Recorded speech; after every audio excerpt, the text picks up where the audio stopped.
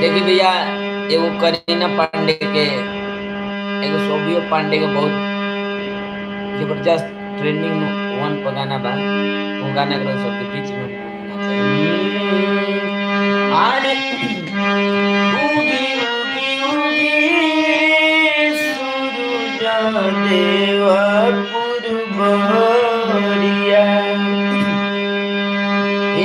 तक सधे तो निहारता रे खोरिया। ये छठ के महापर्व है भैया, महापर्व करे के मानल गइल बा। एकरा से उत्तम पर्व हमनी के भारत भर में नहीं थे।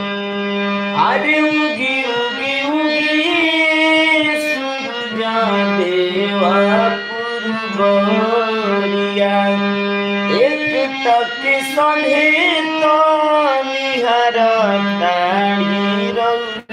खोरिया।